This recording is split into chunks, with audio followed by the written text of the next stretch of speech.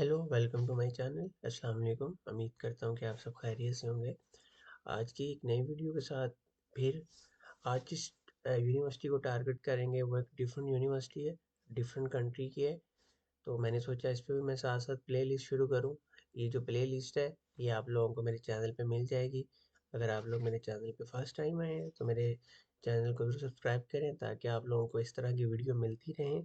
जैसा कि आप सबको पता है न्यू ईयर ऑलरेडी स्टार्ट हो चुका है 2025 और काफ़ी मुल्कों में स्कॉलरशिप्स ओपन हो चुकी हैं, एडमिशन्स ओपन हो चुके हैं। तो मैंने सोचा है कि सिर्फ मैं एक या दो मुल्कों पे नहीं रहूँगा, तो मैं साथ साथ जितने मुल्कों के बारे जिनके बारे में मुझे नॉलेज है, जिनके बारे में मेरा एक्सपीरियंस है, उन सब पे मैं वीडियो बनाऊँ। तो इसलिए आप लोग भी अब देर आप लोग कर रहे हो कि आप किस तरह कब अप्लाई करोगे। वीडियो मैं ऑलमोस्ट कोशिश कर रहा हूँ कि मैं हफ्ते में 3 से 4 लाज़मी अपलोड करूँ। बस आप लोगों की देर है कि आप जितनी जल्दी अप्लाई करें और अपना एडमिशन सिक्योर करें और 2025 में उस जगह पे आप आ जाएँ जिस जगह आप लोग अप्लाई कर रहे हैं। वीडियो को स्टार्ट करने से पहले मैं ऑलरेडी इस पे अपने चैनल पे इटली की यूनिवर्सिटी की प्लेलिस्ट बना रहा हूँ। तो अगर आप लोग फर्स्ट टाइम आए हैं तो सिंपल आपने प्लेलिस्ट में जाना है, मेरे चैनल पे जाके इस जगह पे आपको इटली की यूनिवर्सिटी की प्लेलिस्ट मिल जाएगी। आज की जो वीडियो बना रहा हूँ इसके लिए एक नई मैं प्लेलिस्ट यहाँ पे बन जाएगी। आपको इसी जगह पे वो जाके प्लेलिस्ट शुरू नज़र आना शुरू हो जाएगी और सिंपल यहाँ से आप लोग जाके देख सकते हैं। जी वीडियो करते हैं स्टार्ट। बेसिकली जो आज की हमारी यूनिवर्सिटी जिसको मैं टारगेट कर रहा हूँ कंट्री वो है फ्रांस। फ्रांस की जो यूनिवर्सिटी है वो है सेंट्रले नांतिस यूनिवर्सिटी है। नांस कैले नांतिस दोनों उसको कहते हैं। पब्लिक यूनिवर्सिटी है, बहुत अच्छी टॉप रेटेड यूनिवर्सिटी है, टॉप लेवल की। फ्रांस की यूनिवर्सिटी को मैं पर्सनली बहुत पसंद करता हूँ क्योंकि इनका जो एजुकेशन सिस्टम है मुझे पूरे यूरोप में ऐसा एजुकेशन सिस्टम कहीं नहीं लगा जो कि फ्रांस की कुछ यूनिवर्सिटी का लगा है। उसका रीज़न ये है कि मेरा खुद पर्सनल एक्सपीरियंस इनके साथ रहा है, ठीक है। मैंने बहुत क्लोजली इनको ऑब्जर्व किया है कि इनकी कुछ स्पेसिफिक यूनिवर्सिटी ऐसी हैं कि इधर से अगर आप लोग मास्टर या बैचलर कर लेते हो तो मैंने ऐसा कोई स्टूडेंट नहीं देखा कि जो कि अपनी ग्रेजुएशन के बाद एडजस्ट ना हो। अगर आप लोग ग्रेजुएट हो जाते हो कुछ यूनिवर्सिटी से, जिनमें पेरिस एक्ले है, यूनी दी पेरिस है, ये वाली यूनिवर्सिटी सेंट्रल ने है। अगर आप लोग ग्रेजुएट हो जाते हो और आप लोगों को ग्रेजुएट में ये ऐसा रगड़ा देते हैं आपकी आपकी डिग्री के दौरान, अगर आप इनका रगड़ा बर्दाश्त कर लेते हो तो उसके बाद आप लोग को जॉब की या पीएचडी आपके लिए सिक्योर करना मुश्किल नहीं होता। तो इसलिए मैं इस यूनिवर्सिटी को बहुत प्रेफर करता हूँ। और दूसरा इनका कोर्स आउटलाइन इनकी बहुत अच्छी होती है। और तीसरी सबसे चीज़ ये है कि ये आप लोग इन्होंने अपने मास्टर के सिस्टम को डिज़ाइन इतना अच्छा किया हुआ है कि जो कि मुझे कभी कभार ये फील होता है कि हमें ये हमारे एशियन साइड पे भी ये होना चाहिए। मैं आप चीज़ आपको बताता हूँ कि फ्रांस में दो तरह के मास्टर होते हैं। एक को हम कहते हैं M1 होता है, एक होता है M2। बेसिकली ये होता है मास्टर ही एक ही किस्म का है। जो M1 होता है जो बेसिकली वो एक फर्स्ट ईयर होता है और उसमें आपको जो मेन आपका टारगेट है वो ज़्यादातर फंडामेंटल कोर्सेज पे होता है, फिर वो आगे फर्दर आपको आपने चलना होता है। और जो M2 होता है उसमें ज़्यादातर आप लोगों को एडवांस फंडामेंटल नॉलेज के साथ साथ उसमें कुछ इंटर्नशिप्स होती हैं और कुछ रिसर्च के बेसिस भी आप कर सकते हो, लैब्स में कर सकते हो। जो सबसे मुझे इनकी अच्छी चीज़ वो ये लगती है कि 1 साल का जो एक डिग्री होती है उसमें एक साल की होती है, 1 2 साल की होती है। 1 साल की डिग्री में एक चीज़ ऐसी मुझे सबसे जो अच्छी इनकी लगती है वो ये होती है कि 6 मंथ की ये लोग करते हैं। आपको कोर्स बेस होता है और अगले 6 मंथ में आपको इंटर्नशिप्स मिलती है। मैं अभी जैसा कि पेरिस एक्ले की एग्जांपल ले लेता हूँ। मेरे एक कोलीग ने पेरिस एक्ले से किया था 1 ईयर का। उनकी जो फ़ील्ड थी वो थी बायोलॉजी के रिलेटेड, प्लांट साइंसेज़ के रिलेटेड। तो यानी कि सिस्टम सारा एक जैसा ही होता है। तो फर्स्ट 6 मंथ में सिर्फ़ उनको कोर्सेज़ पर टारगेट किया गया था और सारे कंसेप्चुअल बेस, कोई रट्टा सिस्टम नहीं है, ठीक है? और सिर्फ 6 मंथ में एडवांस कोर्सेज को अच्छे से रगड़ा देकर टारगेट दिए गए और अगले 6 मंथ में उन्होंने उनको बोला कि आप लोगों को इंटर्नशिप करना ज़रूरी है। मैं पैरासाइक्लिंग की बात बता रहा हूँ आपको। और यूनिवर्सिटी ने इसके लिए उनको पे भी किया था और यूनिवर्सिटी उनको हर मंथ उसके लिए ऑलमोस्ट 550 और 600 यूरो के अराउंड बट यूनिवर्सिटी उनको पे करती थी। ये बेसिकली यूनिवर्सिटी नहीं, वो जो ऑर्गेनाइजेशन होती है वो पे करती है और हर बंदे के लिए इंटर्नशिप करना ज़रूरी है। तो डेफिनेटली जब आप मार्केट में जाते हो तभी सीखते हो। तो इसीलिए मुझे इनका इनका जो एजुकेशन सिस्टम है फ्रांस का वो सबसे ज़्यादा यूरोप में अच्छा लगता है। आइए जी वीडियो करते हैं स्टार्ट। यूनिवर्सिटी में एडमिशन्स ओपन है सेंट्रल नानतिस में। तो आप लोगों ने क्या करना है, सिंपल, मैं चले इसकी वेबसाइट पे आ जाता हूँ, आपने इसको गूगल पे लिख के सर्च कर लेना है, इस तरह की एक वेबसाइट ओपन हो जाएगी। आने के बाद सिंपल थोड़ा सा हम इसको पहले इसकी कुछ चीज़ों को गॉन थ्रू कर लेते हैं कि ये चीज़ें हैं क्या। मैं तो इंटरनेशनल पे आने के बाद मैं आता हूँ इंटरनेशनल स्टडी प्रोग्राम्स पे। इधर आ जाते हैं, इधर आने के बाद पहले मैं एक चीज़ आपको बता दूं कि इस जगह मुझे काफ़ी ज़्यादा क्यूरीज आती हैं कि आप लोग बैचलर के भी बताएं। जी बिल्कुल, आप बैचलर में अप्लाई कर सकते हैं। मैं एक चीज़ बता दूं कि फ्रेंच यूनिवर्सिटी में एप्लीकेशन फ़ीस नहीं है, जैसे कि इटालियन यूनिवर्सिटीज़ में काफ़ी ज़्यादा में है। फ्रेंच यूनिवर्सिटी में मोस्टली में एप्लीकेशन फ़ीस नहीं है, और यहाँ पे अप्लाई करने के दो तरीके हैं। एक तो हम कैंपस फ्रांस से अप्लाई करते हैं, एक दूसरा भी होता है। और कुछ यूनिवर्सिटी कैंपस फ्रांस से रिकमेंड करती हैं, और आपको पहले चेक करना पड़ेगा आप किस कंट्री से बिलोंग करते हैं। कुछ होता है इनके अपने पोर्टल्स हैं, आपको वहाँ से जाके अप्लाई करना पड़ता है। ठीक है, दोनों का डिफरेंट प्रोसीजर होता है। बैचलर के लिए आपने इधर आ जाना है, आपने यहाँ से देख लेना। मास्टर के लिए इधर से है, इंजीनियरिंग प्रोग्राम ये आ जाते हैं। फिर एक्सचेंज एक आपको एक सेमेस्टर के लिए बाहर जाना पड़ता है, ये 2 सेमेस्टर के लिए रिसर्च इंटर्नशिप्स आ जाती हैं। पीएचडी के लिए थोड़ा सा प्रोसीजर डिफरेंट है, वो आप लोग जिसको पीएचडी में अप्लाई करना चाह रहे हैं वो यहाँ से कर लें। ठीक है, और पीएचडी के लिए आपको पहले एडमिनिस्ट्रेशन से रब्ता करना पड़ता है, फिर वो प्रॉपर इनकी कॉल पब्लिश होती है, आपको अप्लाई करना पड़ता है। फिर छोटा मोटा तो नहीं कह सकता, थोड़ा सा अच्छा वाला इंटरव्यू लेते हैं, फिर आपको होता है। पीएचडी मोस्टली आप यूरोप में फुली फंडेड होती हैं, और फ्रांस में भी फुली फंडेड है, और ये आपको अच्छा खासा इसका पे करते हैं। उसके बाद मास्टर पे आ जाते हैं, क्योंकि मोस्टली स्टूडेंट जो मास्टर्स ही करते हैं अप्लाई। बैचलर वाले यहाँ से जाकर देख सकते हैं। तो मैं बैचलर का इसलिए अप्लाई नहीं करता क्योंकि बैचलर के अप्लाई करने वाले बहुत थोड़े लोग होते हैं। आने के बाद थोड़ा सा हम इसको चेक कर लेते हैं जी। ये कह रहे हैं जी ये वाला मास्टर में जो इंजीनियरिंग का प्रोग्राम है, इसमें रासमस मंडस भी है, मंडस के भी ज्वाइंट मास्टर है इसमें जी। वो कह रहे हैं जी सिविल कंट्रोल रोबोटिक्स, ये सारे से आपने देख लेना है अपने हिसाब से। चले जी, मैं आईटी का हूँ, मैं पहले इसको ओपन करके थोड़ा सा हम पढ़ लेते हैं इसके बारे में। इस प्रोग्राम में सबसे पहले तो वो ये बता रहे हैं जी M1 M2 ठीक हो गया जी, मैं समझ गया हूँ। मेन टेक्नोलॉजी क्या आ गई, ये 4 बेसिकली मेन मेजर है, आप इनमें देखना है। इनमें भी फर्दर आप जाके चेक कर सकते हो आप किस में अप्लाई करना चाह रहे हैं। सबसे पहले जी मैं आ जाता हूँ जी कंट्रोल रोबोटिक्स में, क्योंकि ये आईटी के रिलेटेड है। आईटी के रिलेटेड होने के साथ साथ ठीक है, देख जैसे मैंने आपको बताया था पीएचडी का भी आपके लिए ट्रैक आपके लिए अवेलेबल है जब आप नेक्स्ट मास्टर कर लोगे। उसके बाद ये सारी चीज़ें हैं, देख लेना है आपने किस में जाना हो। मैं कहता हूँ जी मेरी फील्ड जो है वो ज़्यादा क्लोजली डाटा साइंस के हैं जी, हम डाटा साइंस की देख लेते हैं जी। ठीक है जी, डाटा साइंस को देख ले, मैं इसको ओपन कर लेता हूँ। ओपन करने के बाद सबसे पहले ये तो अगर आपको किसी चीज़ का कोई मसला आता है, कुछ समझ नहीं आता, तो आपने ये इनका एडमिशन इंटरनेशनल डिपार्टमेंट होता है, उसको आपने मेल करके पूछ सकते हैं, ये आपको रिप्लाई देंगे। एडमिशन्स के बारे में बताया हुआ है, ओपन है क्या इनटेक है, सारा कुछ। अप्लाई नो का बताया हुआ है। ठीक है, अप्लाई होने का तरीका थोड़ा सा यहाँ पे मुख्तलिफ है, मैं आपको आगे जाकर बता देता हूँ।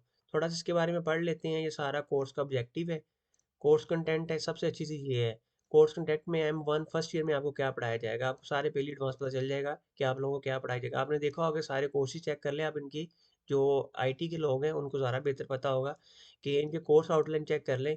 कि मेरा ख्याल में पाकिस्तान में भी ऐसे कोर्स मास्टर में नहीं पढ़ाए जाते, कि आप चेक कर लें कि आर्टिफिशियल का कोर्स है, और तकरीबन ऑलमोस्ट मैं देख रहा हूँ 60-70% जो कोर्सेज हैं वो आर्टिफिशियल के रिलेटेड ही आ रहे हैं। उसके बाद आ जाते हैं M2 में। M2 में सेकंड ईयर जो होता है, M2 ईयर है, उसका बताया हुआ है कितने CTS का है। उसके बाद इसका सारा बताया होगा, आपने इसको देख लेना है। फिर आपकी इंटर्नशिप्स और मास्टर का थीसिस वगैरह आ जाता है। ठीक है, इसको आपने सारे से अपने हिसाब से एक दफ़ा इसको देख लेना है। देखने के बाद फिर इसको बाद मैं आ जाता हूँ एडमिशन्स में। एडमिशन का प्रोसीजर क्या है सारा वो बताया हुआ है, यहाँ पे कॉल्स का बताया हुआ है, कब कब ओपन है, आजकल भी चल रहे हैं एडमिशन इनके। फिर रिक्वायरमेंट्स के बारे में बताया हुआ है कि आपके पास आइल्स नहीं चाहिए। मैं एक चीज़ बता दूं, फ्रांस में अप्लाई करने के लिए आइल्स है तो ठीक है, नहीं है तो आप इंग्लिश प्रोफिशिएंसी पे भी अप्लाई कर सकते हैं। बैचलर की डिग्री चाहिए अगर आप मास्टर के लिए अप्लाई कर रहे हैं, सबको पता है वो काम चीज़ है। कोर्स आपको सारा इंग्लिश में पढ़ाया जाएगा। ठीक है, नो अदर टेस्ट कोई नहीं होगा जी। इसके अलावा आ जाते हैं जी रिक्वायर्ड डॉक्यूमेंट्स चेक कर लेते हैं। वही सिंपल से डॉक्यूमेंट है इनके, ट्रांसक्रिप्ट हो, सीवी और डिप्लोमा इंग्लिश प्रोफिशिएंसी और 2 आपको रिकमेंडेशन लेटर चाहिए होते हैं आपके प्रोफेसर के साथ, जो आपके प्रीवियस प्रोफेसर है। पासपोर्ट चाहिए होता है। ठीक है जी, इंग्लिश में चाहिए होते हैं, अगर फ्रेंच में या तो फ्रेंच में कर दे, वरना इंग्लिश में चाहिए। अप्लाई नो पे देखते हुए ये देखें, मैं एक चीज़ बता दूं, उन्होंने सारा क्लियरली मेंशन किया हुआ है कि इनकी एप्लीकेशन फ़ीस नहीं है। ठीक है, तो इसका मतलब है कि आप लोग इजीली यहाँ पे अप्लाई कर सकते हैं। डिटेल में जाना चाह रहे हैं तो आप इधर जाके चेक कर लें। चलें जी, मैं सिर्फ मेन पोर्टल पे आता हूँ और हम करते हैं अप्लाई। एक चीज़ मैं बता दूँ, यहाँ पे स्कॉलरशिप्स भी होती हैं, काफ़ी ज़्यादा स्कॉलरशिप्स होती हैं। आप लोग यहाँ से जाके चेक कर सकते हैं। एरास्मस होती है, यूनिवर्सिटी की अपनी होती है, काफ़ी स्कॉलरशिप्स होती हैं जो कि आपको, अगर आपकी प्रोफाइल अच्छी है तो आपको मिल जाती है। ठीक है। और मेन चीज़ ये है कि आप लोगों को फ्रांस का पता ही है कि एक most well non popular country है यूरोप का, और यहाँ पे फिर अपॉर्चुनिटी भी निकल जाती है। और मेन चीज़ यहाँ पे लैंग्वेज है, अगर आपको फ्रेंच आती है तो फिर तो आप लोगों के वारे नहीं आ रहे हैं वैसे ही। और मैं खुद पर्सनली रिकमेंड करता हूँ, जो लोग फ्रांस में हैं तो आने का इरादा रखते हैं, उनको एडवांस में ही फ्रेंच पे थोड़ा सा जोर देना चाहिए, क्योंकि अगर आपको फ्रेंच आ जाती है तो फिर समझ लो कि आपकी ज़िंदगी एक ट्रैक पे अच्छे से चढ़ गई है। इसके बाद आ जाते हैं स्कॉलरशिप्स का। आपने देख लेना यहाँ से, कहते हैं तो मैं आपको वीडियो के एंड पे इसका ही बता दूंगा। सेम पोर्टल है, मैं एक कोई ओपन कर लेता हूँ। मैंने उस पर लिंक पे क्लिक किया था, उसने मेरा पोर्टल ओपन कर दिया है। सबसे पहले तो मैं यहाँ पे लैंग्वेज चेंज कर देता हूँ। लैंग्वेज चेंज करने के बाद हमने बनाना है जी अकाउंट।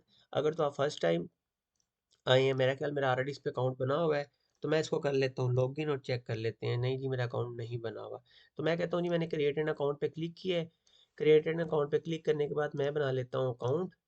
मेरे पास एक मेरी ईमेल डमी पड़ी हुई है, मैं कह देता हूँ जी चले जी मैं कोई नाम का रख लेता हूँ जी। मैं जी ये वाला मैंने ईमेल लगा के सेव कर दिया, मुझे एक ईमेल रिसीव हो जाएगी मेरे ईमेल ईमेल पे।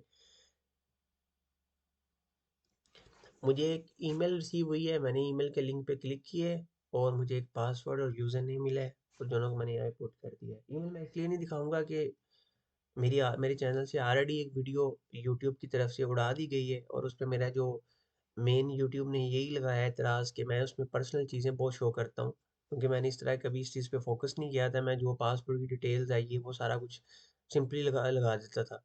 तो मुझे थोड़ा सा प्राइवेसी की वजह से ईमेल ने मेरी यूनिवर्सिटी ऑफ एबलगोना की यूनिवर्सिटी को उड़ा दिया है। सिर्फ यही तरह से लगाया है कि थोड़ा सा मैं प्राइवेसी का ख्याल नहीं रख रहा, तो इसलिए मैं आपको ईमेल नहीं दिखाई मैंने अभी इस दफ़ा कि मुझे पासवर्ड और ईमेल और यूज़र नेम और पासवर्ड क्या मिला है और ईमेल किस तरह की होती है। तो आप लोगों को सिंपल वही मेल आएगी। मैं इसको कर लेता हूँ लॉगिन। लॉगिन करने के बाद ठीक है जी, मैं इसको सेव कर लेता हूँ, मैं इसको दोबारा इंग्लिश में कर लेता हूँ। साइड पे सारे एक मेरे पॉपअप टैब वगैरह ओपन हो चुके हैं। ठीक है। डिग्रीज प्रोग्राम के बारे में आप यहाँ से जाकर चेक कर सकते हैं कम्प्लीटली। यहाँ से आपको पता चल जाएगा M1 में कौन कौन से मास्टर्स हैं, क्या क्या आगे लिखा भी होगा, किस लैंग्वेज में है। ठीक है। एडमिशन ऑनलाइन है, एडमिशन की डेट क्या है, क्या ये सारा आप देख सकते हो यहाँ से। ठीक है। अपने हिसाब से जाके M2 वाले में आप चेक कर लेंगे जाके, नीचे नीचे वाले में कि इधर क्या क्या ऑफर हो रहा है। ये सारी चीज़ें आपने देख लेनी है। ठीक है। एडमिशन इवन के आगे उन्होंने डेट भी लिखी हुई है इसकी, कब से कब तक ओपन हो रहे हैं।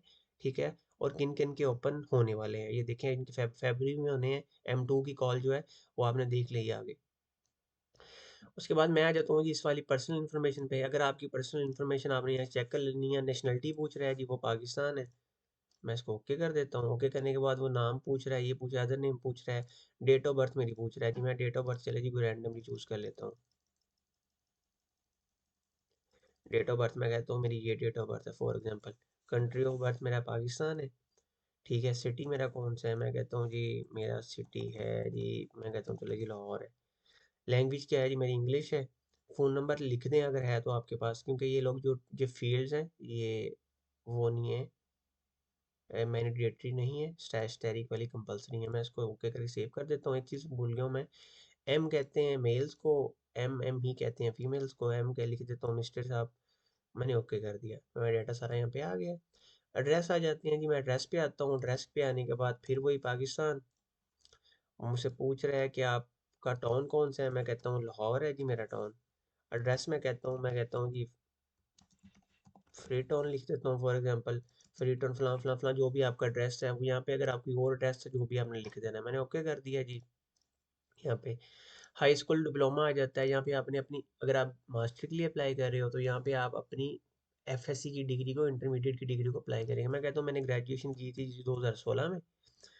और यहाँ पे आपने चूज़ क्या करना है, यहाँ पे काफ़ी ज़्यादा ऑप्शन नज़र आएंगे। यहाँ पे आपको ऑप्शन नज़र आएगा ये वाला, कि इसका मतलब इक्विवेलेंस का मतलब ये है कि आपकी जो डिग्री है फ्रांस में इसकी इक्विवेलेंट बन रही है। तो आपने 0031 वाले को चूज़ किया। किस तरह आपकी डिग्री हुई है, ऑनर्स के साथ ही है, गुड हुई है, बस पासिंग मार्क्स है, ये वो सारा, ये सारी चीज़ें वो आप इसको चेक कर लीजिएगा। मैं कहता हूँ जी मेरी ऑनर्स के साथ बहुत अच्छे से डिग्री हुई है। इधर ये लिखा हुआ है ऑनर्स है, पासिंग मार्क्स है, गुड है, वेरी गुड है, वो जो आपको पता ही होगा जो हमारा एक मेन लिखा होता है आपकी डिग्रीज पे। तो आपने उस हिसाब से यहाँ पे इसको चूज़ कर लेना है। मैंने लिख दिया मेरी ऑनर्स के साथ हुई है, कंट्री मेरा पाकिस्तान था। ठीक है। उसके बाद मैं इसको कर देता हूँ सेव। सेव करने के बाद मेरी पास आ जाती है लोकल स्टडीज़ में। लोकल स्टडीज़ आप अगर आपके पास है तो ठीक है, वरना ये आपको फिल भी नहीं करे होगी यहाँ पे, तो आपने वैसे इसको छोड़ देना है। ठीक है, नॉन लोकल स्टडीज़ में इधर आ जाना, इधर आके अपनी बैचलर की डिग्री को अपलोड करना है। बैचलर की डिग्री में मैंने यहाँ पे कर लेता हूँ पाकिस्तान, मेरा ईयर ऑफ रिटर्न क्या था, मैं कहता हूँ 2020 में किया था। ठीक है, मेरी ट्रेनिंग बैचलर थी, और मेरी इसकी थोड़ी डिस्क्रिप्शन लिखनी है, आपने बैचलर में क्या था। फॉर एग्जांपल मैं कह देता हूँ जी मेरा था बैचलर ऑफ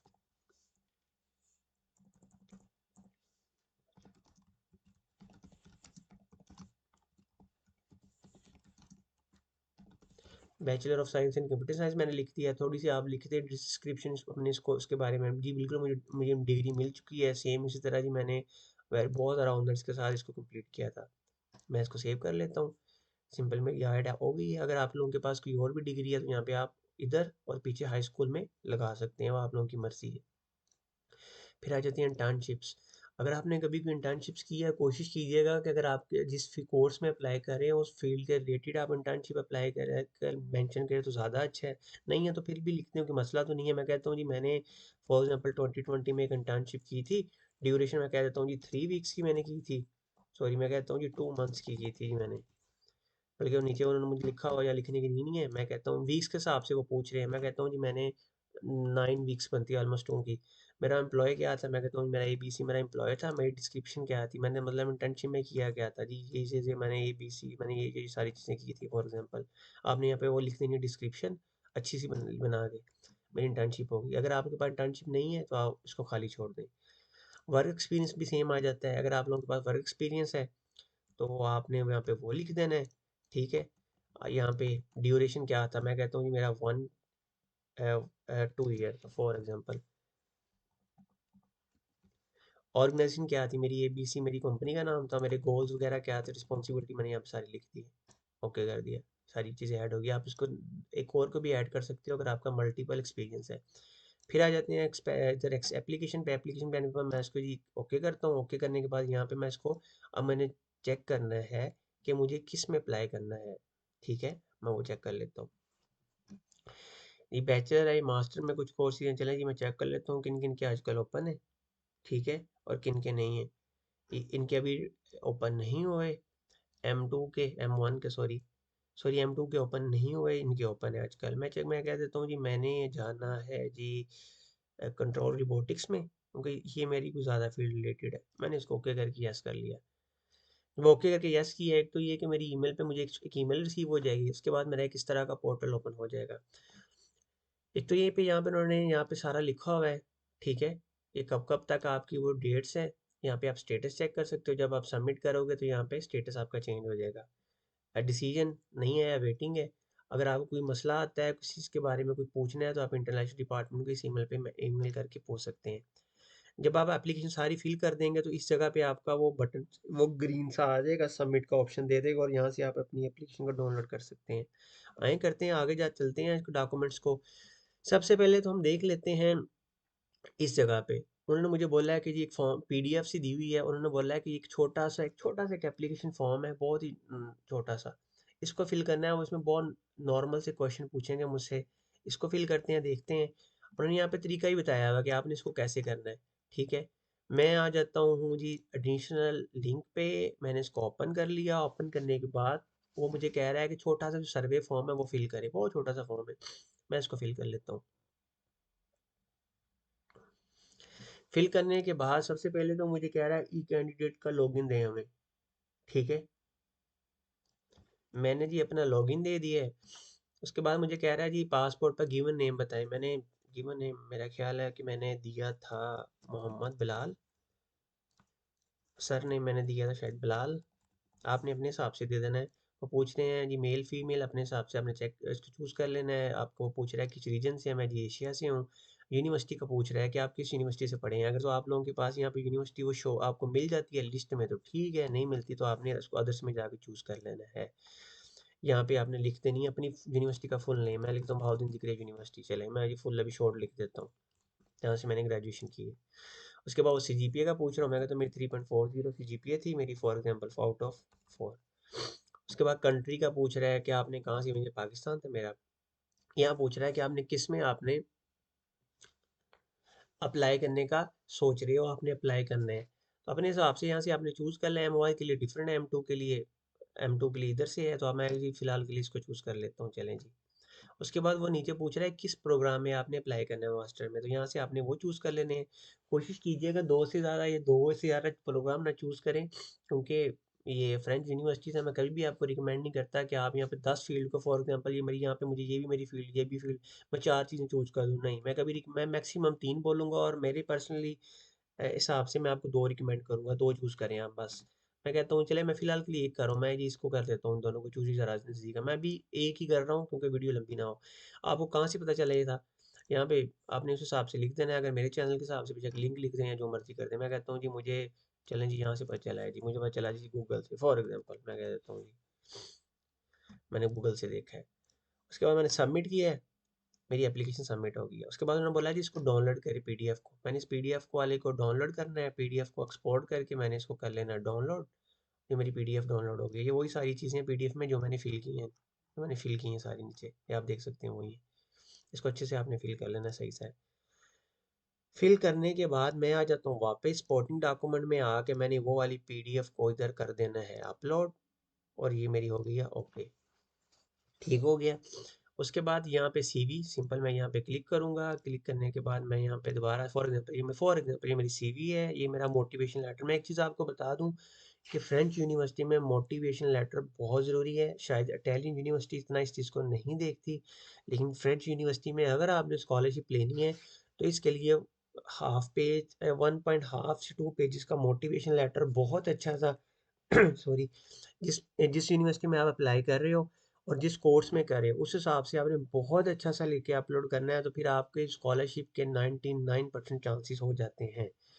फॉर एग्जांपल मैं कहता हूँ जी यही मेरा मोटिवेशन लेटर है, मैं ये सब चीज़ें आपको दिखाने के लिए कर रहा हूँ। यहाँ पे आपने वही ओरिजिनल डॉक्यूमेंट लगाने हैं, मैं सिर्फ वीडियो को जल्दी जल्दी निपटाने के लिए कर रहा हूँ। आईडी डॉक्यूमेंट मेरा पासपोर्ट, फॉर एग्जांपल यही मेरा पासपोर्ट है, मैंने इसको भी अपलोड कर दिया है। अपलोड करने के बाद वो मुझे कह रहा है इंग्लिश प्रोफिशिएंसी मेरा क्या है, ठीक है ना। अगर आपके पास कोई है सर्टिफिकेट तो आपने यहाँ से वो अटैच कर दें, यहाँ से आप देख भी सकते हैं। तो आपको यहाँ से रिक्वायरमेंट बता रहा है सारी कि कौन कौन सी आपकी रिक्वायरमेंट है। जी बिल्कुल, मेरे पास मेरा मेरा आइल्स है या इंग्लिश प्रोफिशिएंसी है, जो भी है मैंने यहाँ पे अपलोड कर दिया। करने के बाद वो मुझे कह रहा है लेटेस्ट डिग्री, ठीक है। मेरा लेटेस्ट डिग्री थी, मेरा बैचलर की डिग्री, फॉर एग्जांपल ये मेरी बैचलर की डिग्री हो गई है, मैंने वो डाल दी है। उसके बाद मुझे कह रहा है कि मेरे ट्रांसक्रिप्ट है, बिल्कुल मेरी बैचलर की ये मेरी ट्रांसक्रिप्ट आ गई, मैंने वो अपलोड कर दी।